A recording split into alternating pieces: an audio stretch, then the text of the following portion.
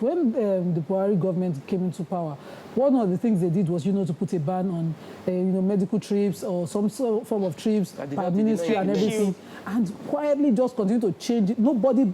There was just initial body language. We talked. Body language. Follow through. No, follow through. There was initial body language conformity, obedience, and small body language change, and we did not notice it. But as we speak now, it has become Nigerians of of certain level are already traveling to Dubai for the vaccine. I don't know why I did not collect your home before you come. They are already doing it. Do you understand? They don't even trust the vaccine that will land here, and we are still waiting for it to come. They believe that, I beg, let me quickly go and collect it. Somebody has died that I know. And because we have those alternatives, we'll wait for long. Back to how we are dealing with COVID, it's still the follow-through. Because we have many policies of you must wear nose mask, you cannot go somewhere without nose mask, but we're not following through and we're not spreading it consistently. And I know that it is two ways. The government will say, and then people will now help to entrench those statements into people's minds. But at the end of the day, it is body language. All through the swearing in, Joe Biden consistently, even I felt like, bro, Oga, you are with your wife, like it's you and your wife hugging each other. You are taking pictures. Can you just remove it? But when I said it, and people, the commenters kept saying that he deliberately wore the mask all through. Exactly. As an example. As an example. People were calling them out for social distancing. No. Listen, there was no social distancing there. Yes. Because online police, I know you are listening right now. Because every small thing now, they're not social distancing. They had their face mask on all through. I even saw 2 people remove their face mask for pictures. I saw it. Even Biden took it off to take his oath. So the point I'm trying to make ever is that life is going on. We let us be realistic. We are adjusting somehow, but it doesn't mean that you remove your mask or act irresponsibly. Act responsibly within the confines of the law. But at the same time, understand that life must go on. People would have their birthday parties, but social distance. People will go to churches and mosques, but social distance. Over there, did you see Obama? He hugged everybody that was huggable. But Michelle, my wife, Lady Gaga, they hugged. But Mariah, that's what we're trying to say. When people would say, if it's happening in America, then don't come and give me grief. No, that is it. When we say things like that, it's like, well, it's happening there. But the truth is, okay, we have used them as an example for when they have done right. Does not mean that we cannot be an example for something right that they can use as well. Gotcha. So for us, I agree with you, Miriam. But the truth is, the point I was trying to make when I watched that inauguration, I even had to go rewind it again, is that we are humans. And it's tough adjusting to when you cannot show love by touching. Yes. So towards the end, I saw Kamala climbing the stairs after this, and was seeing some kids, black girls, I don't know where they belong to the same sorority, what they call that in but she kissed them all the way up the stairs. I said, because they're probably family, friends, and it should be, let me just drop this standard. We will drop the standard sometimes. We on this table are not strangers to one another. In fact, the gist we have in the morning is closer than when we come on set. But some people don't have time. They will sit on their Twitter page and be saying social distancing. We are distant. Well, no, we are. But you should know that we have a life outside this set. And that the fact that we work together every day should, drop the standard. We should not be made to from the standards because people are watching. Let's go on a break. When we come back, I don't know how we move from the tweet. Yeah, back to America. COVID, let's go back to COVID. Let's focus on COVID. Stay with us. We'll be right back.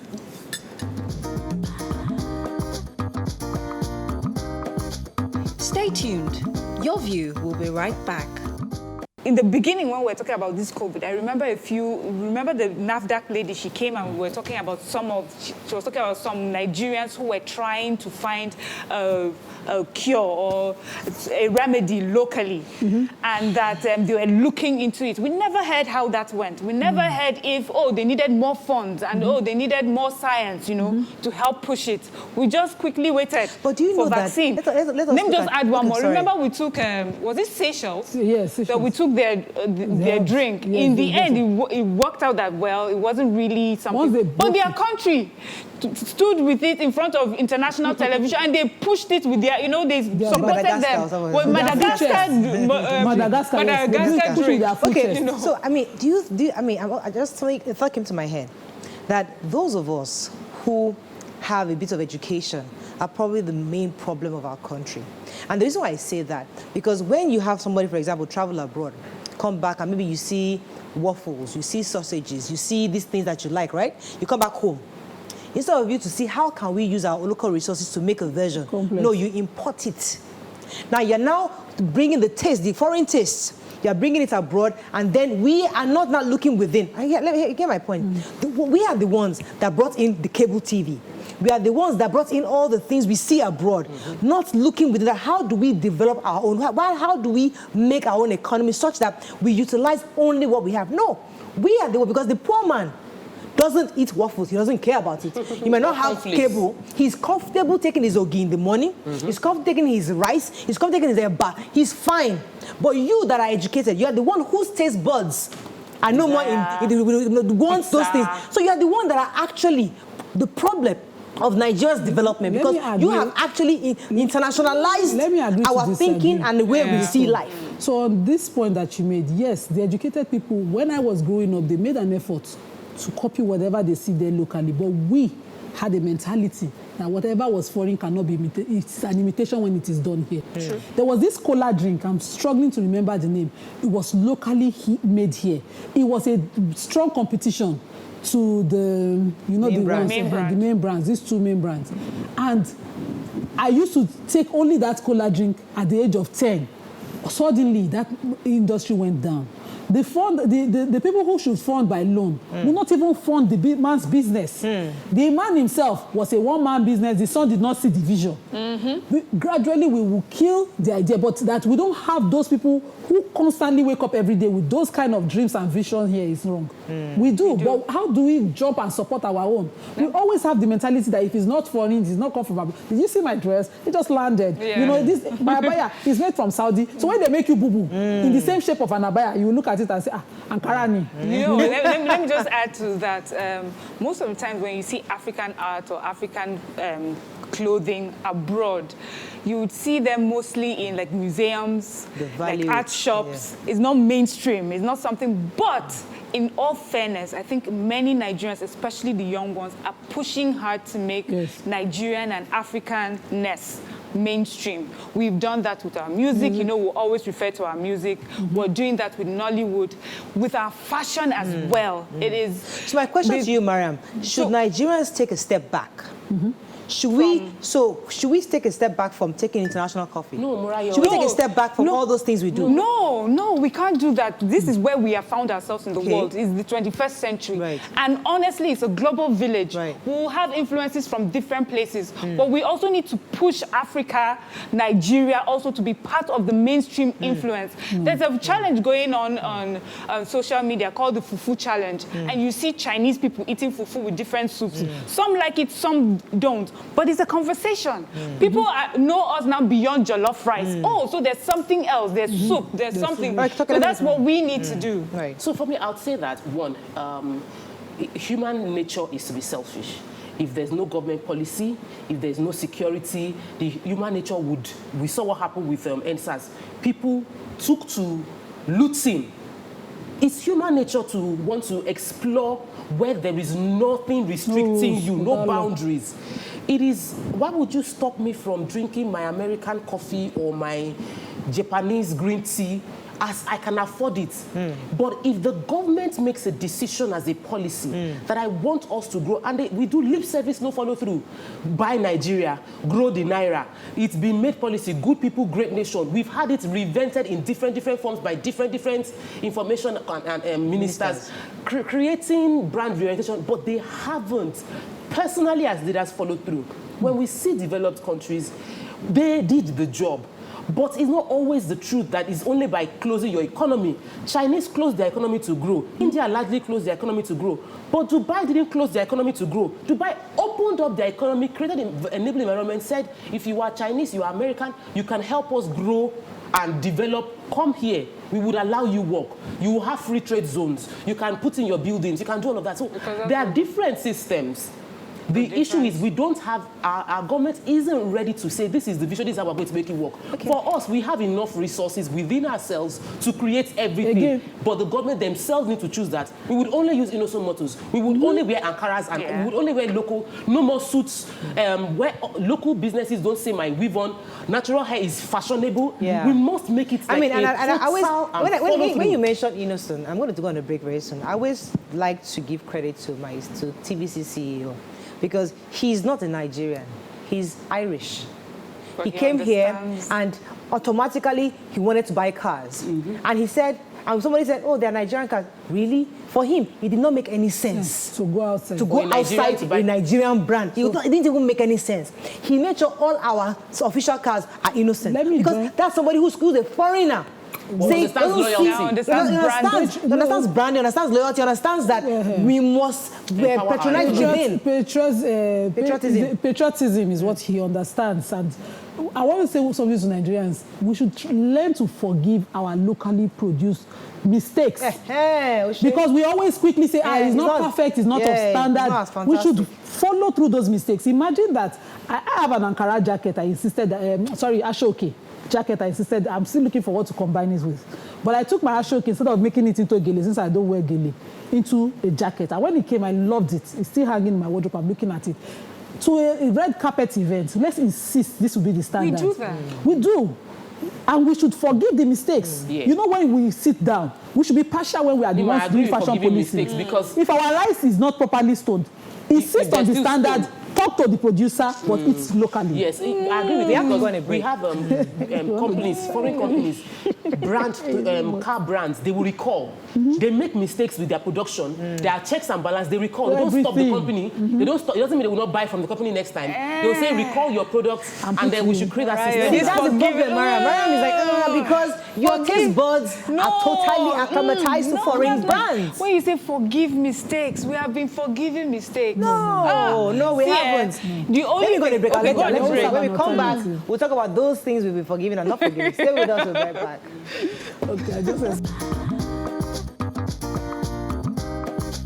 Stay tuned. Your View will be right back. Thanks for staying with us. I'd like to wrap up on this topic. Okay. So, yes, I was saying, Nima was saying that we should learn to forgive our mistakes. And I'm saying that, see, we have done many forgiving. And until there was competition, I did not see that, that discomfort within the Nigerian industry to improve on itself. So you have a particular tailor who sews outfits a certain way. And with time, things are improving, technology has improved, people are doing well, they're exporting, and this your tailor tells you that is how they, now so then they sew them. Forever and ever. Do you understand? So for me, I don't think it's about forgiving mistakes. I think it's about provoking change, provoking improvement. We have we have some things that are originally ours. Find ways to showcase it in such a way that it's appealing not only to us, but everyone. The truth is that there has to be a funnel, like a mainstream funnel, to sell your culture, to sell your art, to sell your fashion, to sell your food. Understand that, understand the times, understand the technology, and improve that way. Because if we keep saying forgive, we'll leave everything at subsistence level. Nobody will eat it, nobody will buy it, just us, because we are trying to... Okay. Because the countries that we now have their standard as our standard of checking ourselves, forgive their mistakes. In those days, if you, even till date, if you buy Chinese wires, you want to burn your house. Nigerian wires remain the best quality wires. They experimented with us. Yes, we know what wires are. But if we allowed our general culture to get to wires, we'll be burning our houses. Chinese, they don't know how to do wires, but they forget. I think they use their standard. China products have improved. There's been a time when you say Chinese products. So you forgive through to improvement. So you have to grow, but then let's be patient. But they had the competition. Well, I think let's take a few tweets and wrap up. Take a few tweets on this. Okay. Akande Muritala says Nigerian executives should take it first. Let no one come and poison us indirectly. Joanna says, please check your history books again, or even go online to find out that China did not close her borders before she made economic progress. That's simply a big lie. Actually, millions, over 50 million people died during Chairman Mao Zedong's China's revolution. Akande Muritala says our leaders should take should lead by example. In a situation where they come, they will be urging citizens to patronize local contents, whereas they order almost, if not all, what they use from abroad. How many Nigerian executives ride on innocent motors? And the way we are shouting innocent motors here, it's a shame. Those people who usually say, it's not me, it's the executive that is government. Those people had the opportunity to make a loud statement. We are shouting innocent should have given all of us if you don't give me, it's the only one that we have for now. God, you not see, if you are watching, give me a car. Give us a... It is my full chest that I will use to drown the ambassador will be ashamed of themselves and drive it. Because that we should be ashamed to say. In our places, that we finally had one person who, amongst all of us looking down at our industries failing, despite what was happening at the time, insists on doing something. I mean, he has, we have in TVC, we have the staff boss. Everything. All many of them got boss during the NSAS protest. But we have the staff boss, we have our directors are driving the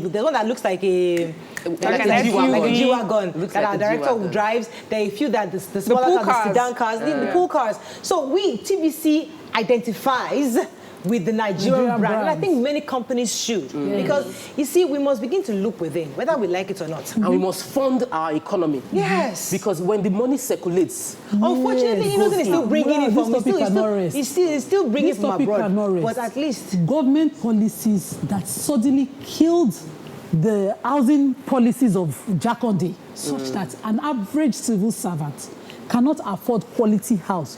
Only when you are politically exposed can you afford quality house. We do not have proper mortgages that can encourage us to have innocent brand new cars.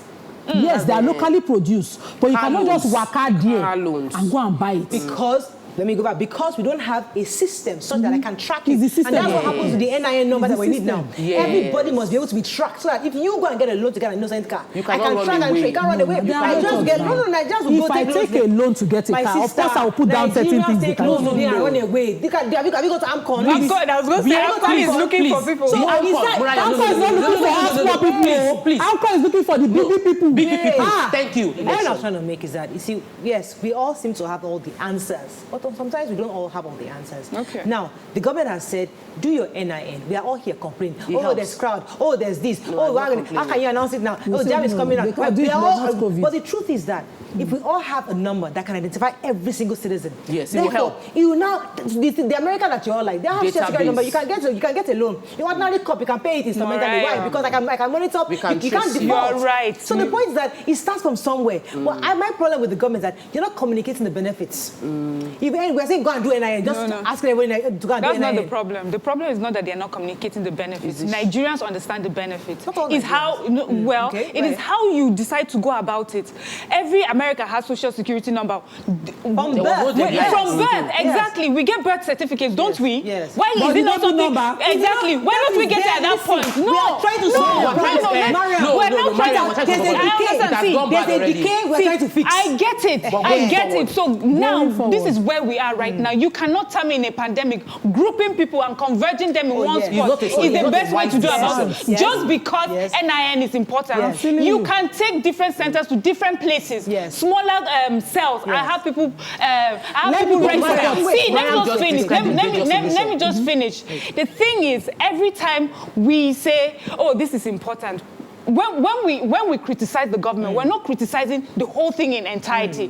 We're criticizing the methods that you're going, the timing, the methods that you're using. That's what we're doing. And then take from that criticism and make it better. Not that somebody is sitting down and saying, NIN is... Okay, so I get that. The issue is not the COVID thing. You're right, absolutely. But we're saying people who are criticizing that why are you telling us now? The point is that we need information to tell you how important it is, such that even though you don't have it, you make sure you have it. Yes, Topper. So, a solution for all the children being born, at least from 2021, the least that the government can do is to ensure every one of them on their birth certificate gets an NIN number registration. So what you do in the US is to have their footprint. When they get to like 18 or 21, or when they want to register their driver's license and all of that, they upgrade it with their fingerprint. It's merged into a database. We have the knowledge. The government needs to create a more holistic structure. I did NIN in 2013. but we did not implement that policy or follow through with it. Then we created BVN. Yes. So what exactly, it's that somebody just sits down and they will now cook up something and people would feel like it is a way to fund something else. This thing is not rocket science. When we did NIN, they set up offices. And then after a time, nothing happened again. Then we did BVN and then nothing happened again. Then we did all lives to be registered. Then nothing happened again. Then now you're bringing back and creating a timeline. The government we need to have a holistic dream that we are all blueprint, that we're working towards comprehensively. Miriam does solve the problem, and it's not rocket science. At birth, when you take your child, the BCG is still compulsory in Nigeria for babies at birth. So within the first week or second week or first 1 month, no matter where you live, get your child to take the BCG. So when you go to the local government primary health care centers to take it, there's a person from the Ministry of what's it called, Interior, to do your birth certificate registration for you. Can you put someone from the NIMC to join that person, or you train that person to be able to do it for the baby? So that the baby is growing up, your mother has already solved you queuing up for your NIN. Wait till they're about to write jam and tell them to go convert somewhere. I remember when NIN was introduced, they compelled every person of pensionable age to do it. I took my parents in 2013 to LASU to do it. It was the closest to them. And we queued up. It was still crowded, but they paid priority to older people. So I didn't do mine. I came later to do it in the last.